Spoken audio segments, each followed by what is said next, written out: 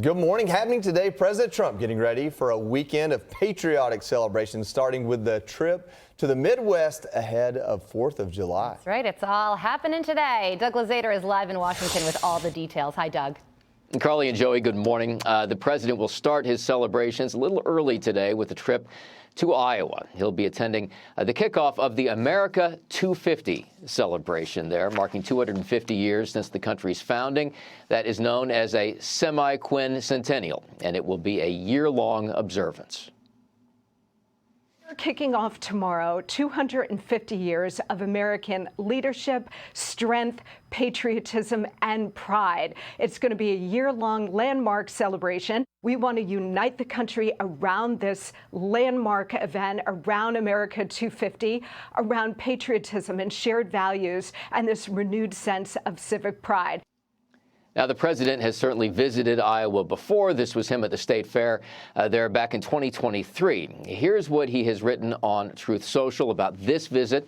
Iowa voted for me 3 times because they love my policies for our wonderful farmers and small businesses, and they love America. This will be a very special event honoring our great country and our brave heroes who fought to keep us free. I'll also tell you some of the great things I've already done on trade, especially as it relates to farmers. Before leaving, though, the president and first lady will meet with Idon Alexander. He was one of the American hostages held by Hamas in Gaza for more than a year and a half before his release last month. And after the Iowa trip, it will be back here to Washington for the big 4th of July celebration with a planned military flyover that will include B-2 bombers. They were, of course, used in the strike against Iran's nuclear facilities last month. And Carly and Joey, again, the word is semi-quincentennial. Yes, I give you a lot of credit for saying that word. It's something I've never heard before, but you nailed it.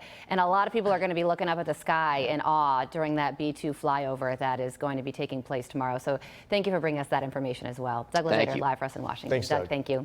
All right, let's bring in Carly Bird, president of Bird's Eye Consulting and a former DeSantis national spokesperson. Carly, good morning to you. What a whirlwind it has been these past couple of weeks with, as we were just talking about, the strike in Iran, a successful NATO summit. The president could get the big, beautiful bill across the finish line today.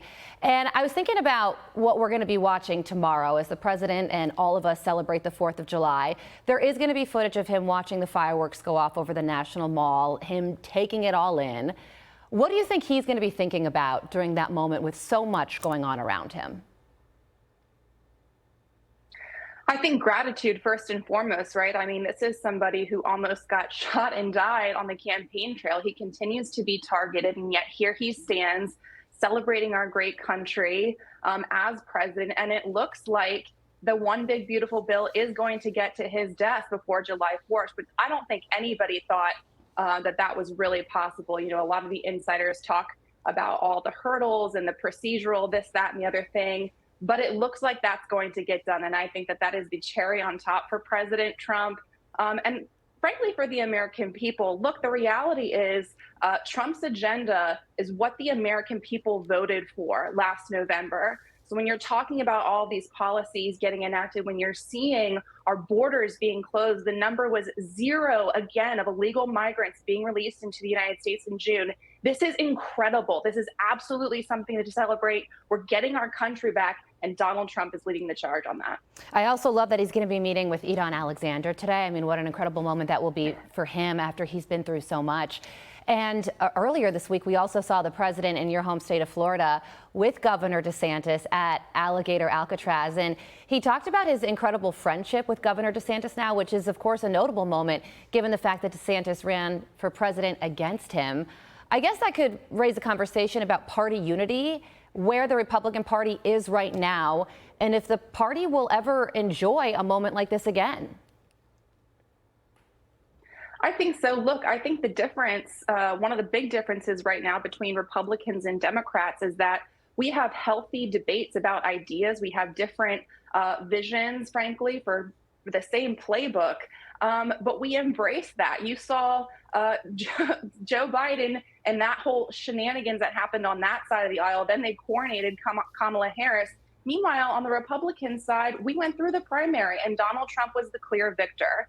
So people like Ron DeSantis, who continue to be leaders of the party, in my view, are rallying behind Trump and his agenda because, again, this is what the American people voted for. That was made very clear to us on the campaign trail. And so, look, that's what we're behind. Let's close our borders. Let's cut taxes for the American people. Let's get the economy going again. Let's do all the things that Trump said he's going to do. That's what the American people want, and that's what Republicans are delivering right now. Carly Bird, president of Bird's Eye Consulting, thank you for joining us. Happy 4th of July Eve. I'm Steve Doocy. I'm Brian Kilmeade. And I'm Ainsley Earhart. And click here to subscribe to the Fox News YouTube page to catch our hottest interviews and most compelling analysis.